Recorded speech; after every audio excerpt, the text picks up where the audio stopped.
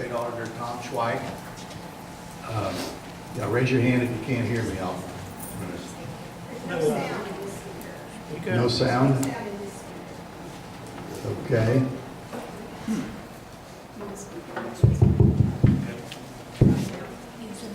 Okay, here we go. Once again, Harry Otto, Deputy State Auditor for Tom Schweik. Thank you for attending. This is a very good turnout for our petition audit delivery. I have with me this evening also from our office, Spence Jackson, who's our communications, our media director, and he's doing a little filming here. If you get bored, you can find this on YouTube in a week or two, in case we missed or you slept through part of it. Pam Tillery is our audit manager out of the Springfield office, and Denise Huddleston, she was the in charge, what we call in charge of the audit here in Dixon. What we're going to do is go through the findings and recommendations. We'll have time for questions. I start to finish, these things usually run about 45 minutes, but we're not constrained by time, but that's just generally how long it takes us to get through the report and answer some questions. The audit findings are intended to be constructive and to provide you and your city guidance to improve city governance. First, some overall remarks. This is a petition audit, so the citizens of the community, enough of them have signed the petition, and once there's enough valid signatures certified by the election authority, which is the county clerk, we have no choice but to show up at the auditor's office. We're required by state law to come and do the audit. It's not a may, it's a shall with respect to our duties. It took 242 signatures for you to make us come here because it's based upon the number of voters in the last gubernatorial election, the percentage of those. You actually had 269 valid signatures, so that's why we're here. We considered all of the requests that were made or considered by the chief petitioner and others. And after we get the regular request of the petitioners, we do a survey, so we dig into it further, and that survey that we do allows us to readjust our scope of the audit. Generally, the time frame that we looked at here was the year ended September of 13. We do know issues that have arisen after that date. We looked at some information before this date. A petition audit is an audit that we have to be here, and guess what? You have to pay us. That's part of the statute itself. So when we pass around the petition, we estimate the range of the cost, and it's based upon what we think we're going to find and the size of the city and the volume of business that the city does.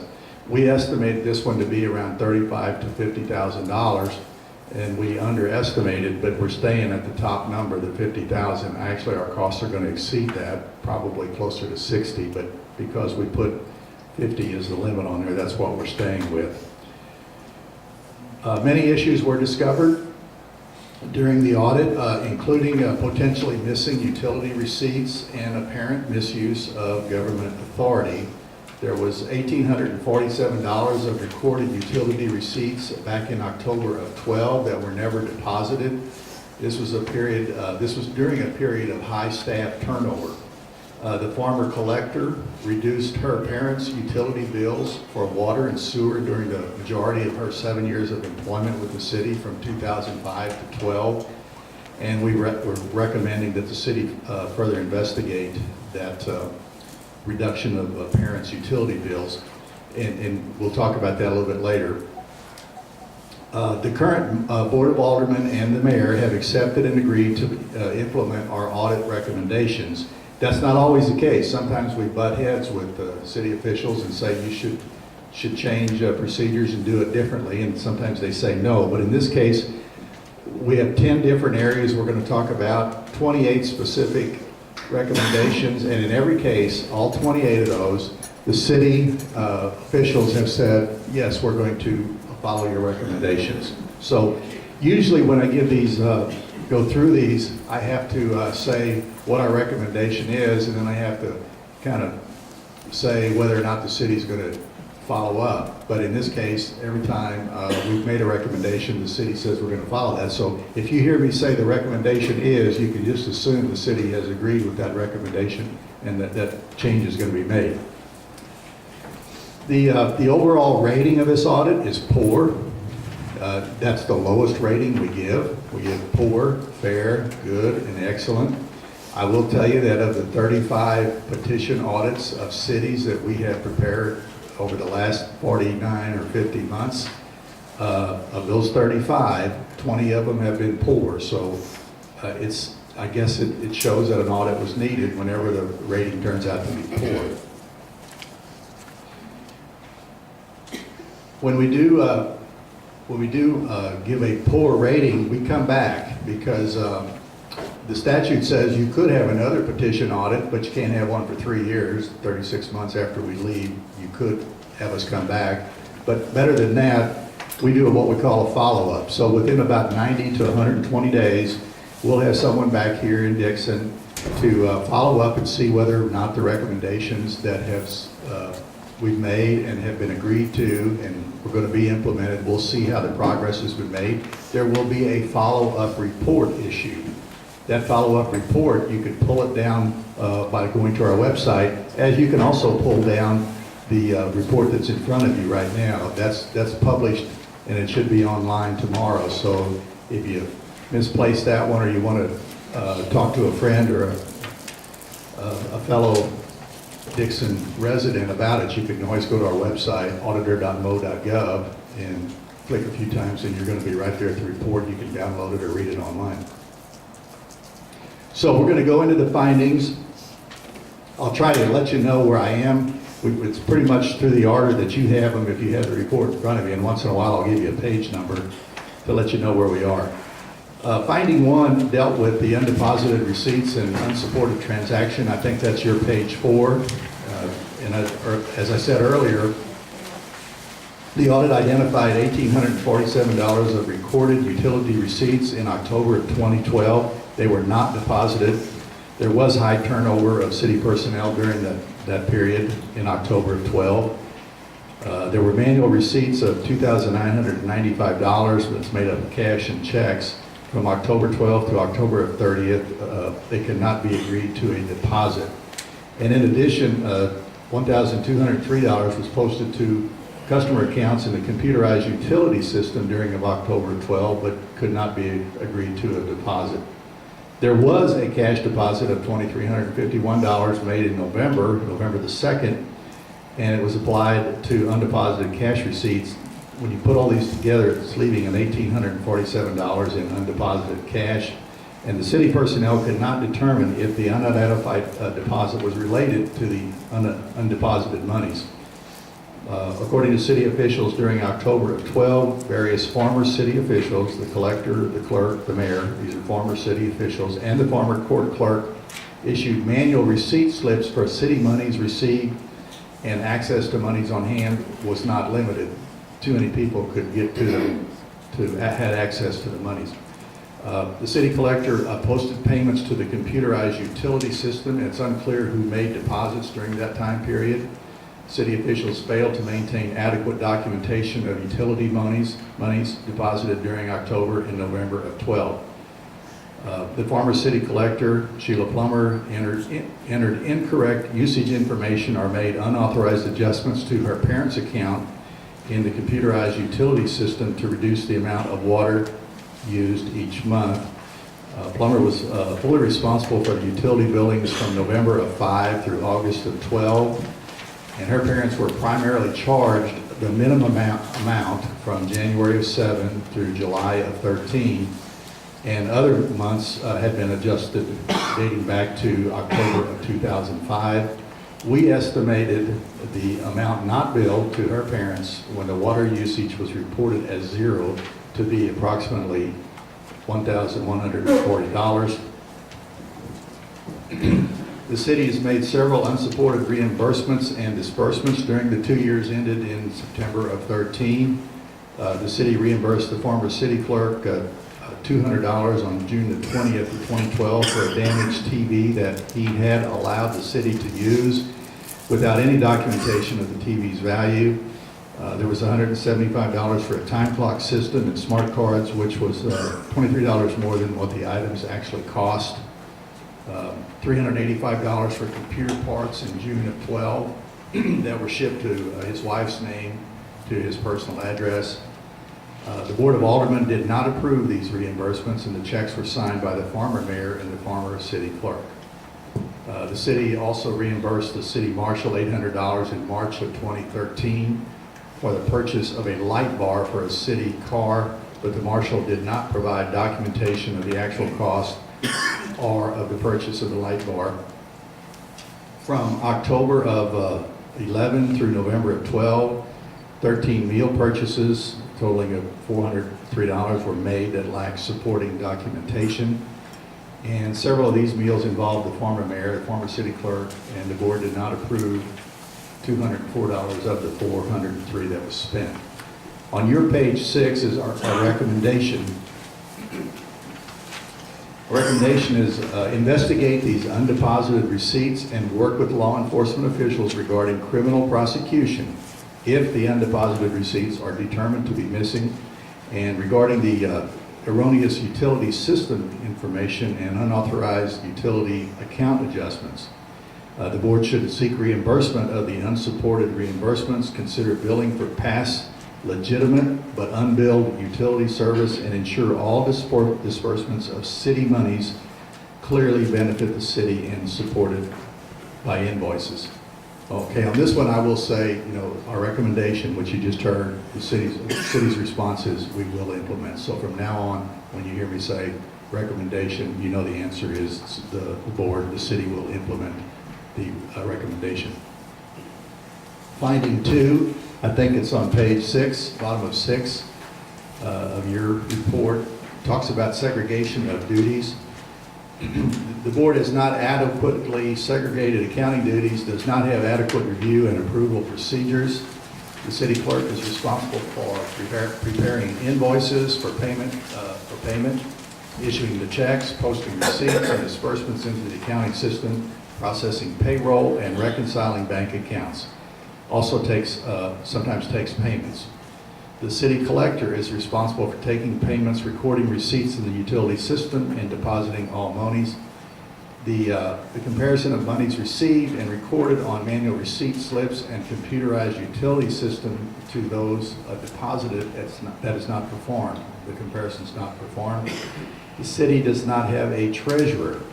Our Attorney General, State's Attorney General opinion stated that in a fourth-class city, it would be incompatible for a single individual to hold the office of city clerk, treasurer, and collector, or any two of them at the same time. Our recommendation under 2.1, that's on page 9, is to implement procedures to adequately segregate duties or ensure independent or supervisory reviews of the city clerk and the city collector's work are performed. Under 2.2, which deal with receiving, recording, and depositing procedures, we note that the city's procedures for receiving, recording, and depositing are poor. Receipt slips are not issued for utility check payments unless requested by the payor. Receipt slips were not issued in numerical order, and multiple receipt slip books were used concurrently at the same time. The amounts recorded on manual receipt slips were not reconciled to the computerized utility reporting system, and amounts recorded in the system were not reconciled to deposits. And as a result, the undeposited utility receipts and other errors went undetected. Former city collectors did not deposit receipts intact or timely, did not always include an itemized listing of cash and checks on deposit slips, did not always record monies received timely in the computerized utility system.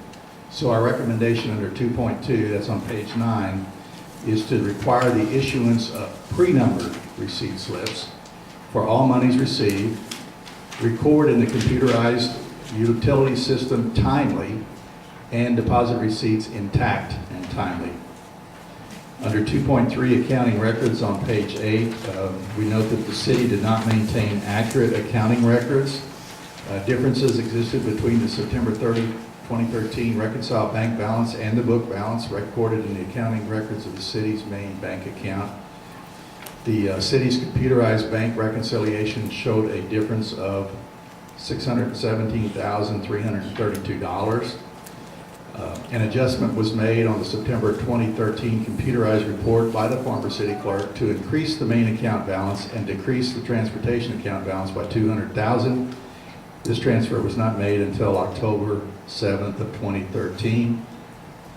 The August 31st, 2013 ending cash balance did not agree to the September 1 beginning balances for various city funds. The city's independent audit report letter of suggestions to management for FY12 alerted the city to the fact that several accounts were out of balance.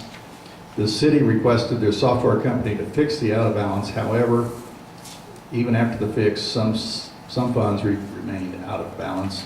So our recommendation under 2.3, page 9, require the issuance of pre-numbered receipts slips for all monies received, record the receipts in the computerized utility system timely, deposit the receipts intact and timely.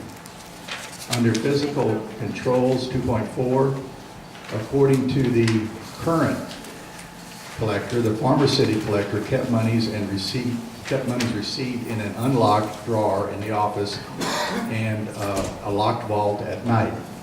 However, according to the mayor, the marshal rekeyed the vault but kept a key without authorization. The maintenance supervisor rekeyed the vault a second time to further limit access. Various city officials had access to monies on hand and allowed to collect monies at City Hall. Our recommendation under 2.4 is to maintain monies collected in a secure location and limit collection duties. Under 2.5, dealing with outstanding and voided checks, the procedures have not been established to routinely follow up on outstanding checks, and voided checks were not properly defaced. Our recommendation under 2.5 is to establish procedures to routinely investigate the outstanding checks. Old outstanding checks should be voided, reissued to payees that can be readily located. And if the payee cannot be located, the amount should be dispersed in accordance with state law. In addition, voided checks should be properly defaced. Under 3, which covers disbursements, controls and procedures over city disbursements need improvement. Under procurement procedures, this is page 10, I believe, in your report. The city does not have a formal bidding policy, and bids were not solicited for numerous significant goods and services during the 2013 fiscal year, including the fuel purchases of $61,800, water, sewer, and street supplies of over $33,000, utility tank services of over $33,000, and others. And while the board minutes show the bids were obtained for propane, city officials did not retain bid documentation.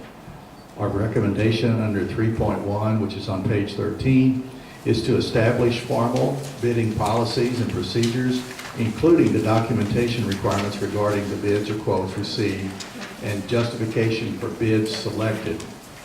Under 3.2, which deals with professional engineering services, the city does not use a competitive selection process when obtaining professional services, has not entered into a written agreement for legal services, did not document its evaluation and selection of engineering services.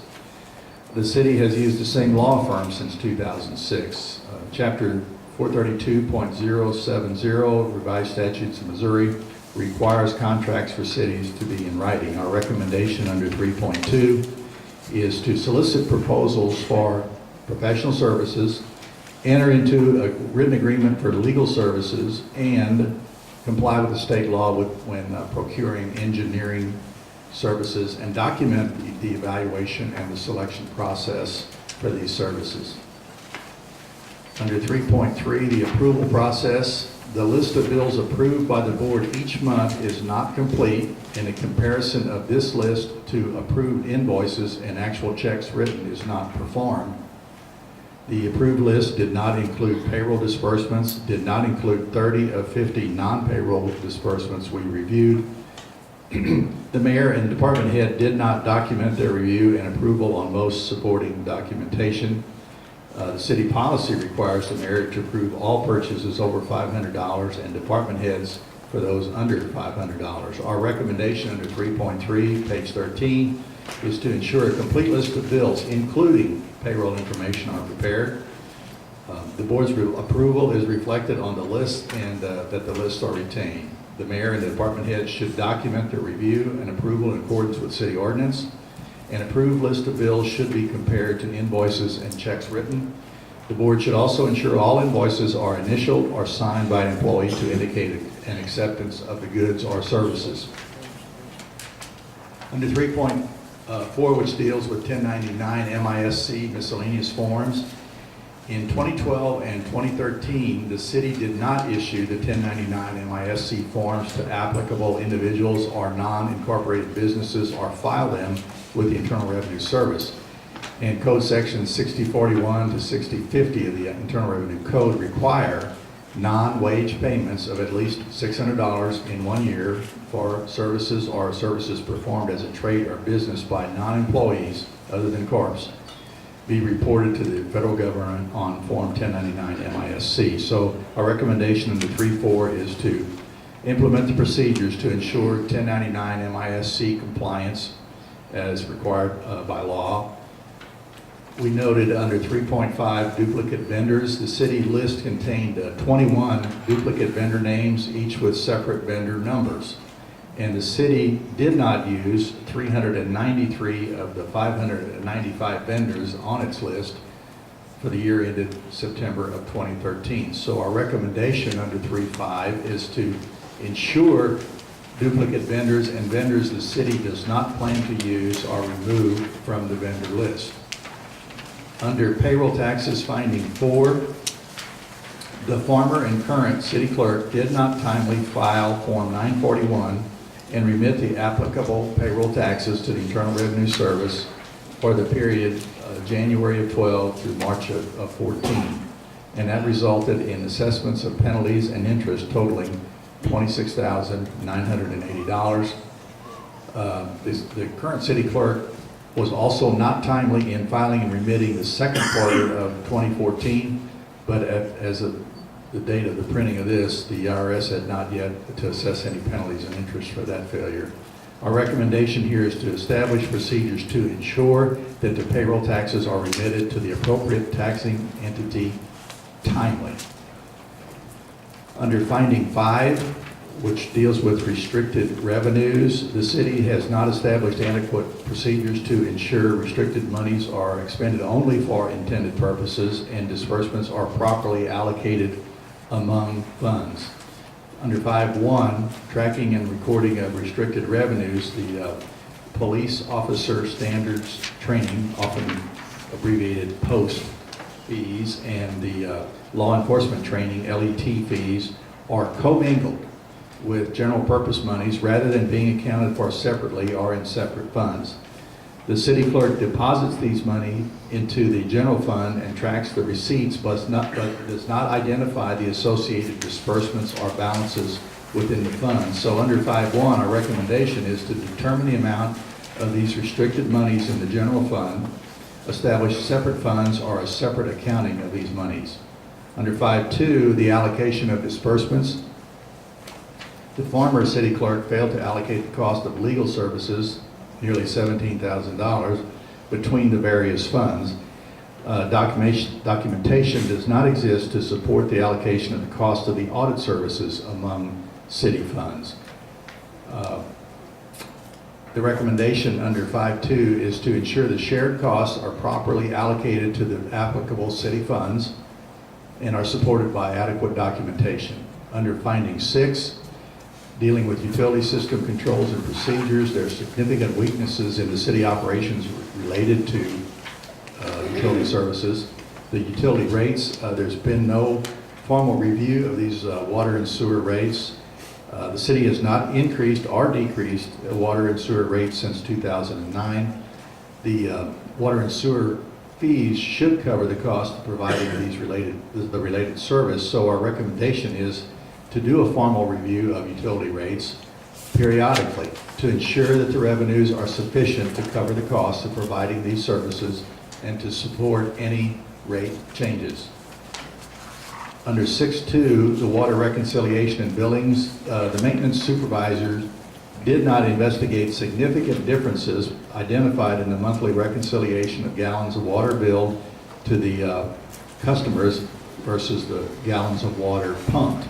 Water usage is not tracked for city buildings, a fire district, and one privately owned property. The fire district and privately owned building are billed monthly based on an estimated water usage, but without water usage info, a proper reconciliation cannot be performed by the city. Water usage report city officials submitted to the Department of Natural Resources indicated the city could not account for 18% of the water pumped for calendar 2013, indicating water loss are unbilled usage. So our recommendation under 6.2 is to investigate the significant differences between the gallons of water pumped to the gallons of water billed, track all water usage on a monthly basis, and ensure all usage is appropriately billed and collected.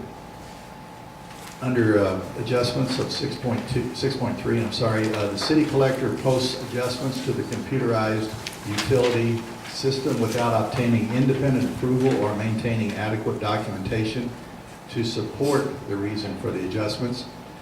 Because a collector is responsible for all utility functions, this represents a significant control weakness. This allowed the former city collector to adjust her parents' utility account. So our recommendation under 6.3 is ensure all adjustments are independently approved and supporting documentation is retained. With respect to utility deposits at 6.4, the former city collectors did not prepare a monthly list of utility deposits held and then reconcile that list to the deposits payable in the general ledger. New customers are required to pay a refundable deposit before receiving their utility service. The city collector did prepare a list of utility deposits on hand as of February 2014. The list of deposits totaled $26,365, but the city's general ledger totaled $64,365. Our recommendation under 6.4 is to ensure that a list of utility deposits on hand is prepared and reconciled monthly to the deposit payable balance in the general ledger, and any discrepancy should be investigated and resolved. Under finding 7, dealing with budgetary procedures and financial reporting, the board, under 7.1, the board did not hold a budget hearing to establish and approve a budget for fiscal year 2013. In October of 2012, the board approved operating under the prior year's budget for the upcoming year. A formal budget document for 2013 was never prepared. The annual budget for 2012 did not contain all elements required by state law, including the budget message and actual or budgeted amounts for the preceding 2 years. In addition, beginning available resources and estimated ending available resources were not included in these budgets, but they're needed to present a complete financial plan for city finances. And Chapter 67.010 RSMO provides those requirements for the information to be presented in the annual operating budget. So our recommendation under 7.1 is to prepare complete budget documents in accordance with state law and ensure a public hearing is held to obtain the input from city residents. Under 7.2 budget amendments, the former city clerk did not prepare and the board did not approve budget amendments FY 2013. The city overspent the general fund and library fund during that fiscal year. Missouri law requires political subdivisions to keep disbursements within the amounts budgeted, allows for budget increases after the governing body officially adopts a resolution setting forth the facts and reasons. So under 7.2, recommendation is to prepare and approve budget amendments prior to incurring the related disbursements. The financial statements under 7.3, the board did not comply with state law regarding publishing financial statements. The financial statements published FY13 did not include a full and detailed account of the receipts, disbursements, beginning and ending cash balances, and indebtedness of the city. They only presented total budget. They only presented total budgeted and actual receipts and disbursements by fund. Did not include the beginning and ending cash balances of each fund. That's not required by law, but needed to present a complete financial plan. The board did not publish its financial statements semi-annually as required by state law. So our recommendation there is that the published semi-annual reports comply with state law. Under 7.4, monitoring of excess revenues and filing of financial reports. The city did not calculate the percentage of annual general operating revenue from fines and court costs related to traffic violations. Did not determine whether excess revenues should be distributed to the Department of Revenue, and provide an accounting of the percent of its annual financial reports as required by the commonly known Axe Creek law. The city has not filed annual financial reports for its fiscal years 12 or 13 with the state auditor as required by law. So our recommendation is to develop procedures to monitor these excess revenues from traffic violations and submit the annual financial reports to the state auditor's office. Under 7.5, the audit of fiscal year 12 was not scheduled. This is the outside audit from an independent CPA firm. That was not scheduled until June of 2013, was not completed and issued until April of 2014. The audit for fiscal year 2013 did not begin until October of 14. Missouri law requires annual audits of the combined water and sewer system. So our recommendation under 7.5 is to ensure the city's independent financial statements or audits are completed timely. Under finding A, dealing with meeting minutes, qualifications of aldermen, and ordinances. The Board of Aldermen did not always follow the Sunshine Law, and some aldermen did not meet the qualifications for holding office. With respect to meeting minutes under 8.1, open meeting minutes did not document the specific section of law that allowed a closed meeting for any of the 12 closed meetings held during fiscal year 2013. Some of the issues discussed in these closed meetings were not allowable under Sunshine Law, and closed meetings did not document what was discussed during the closed meetings. So our recommendation under 8.1 is to ensure the specific statutorily allowed reason for closing a session is documented, and only allowable subjects are discussed in the closed session. And in addition, proper documentation of closed meetings should be maintained.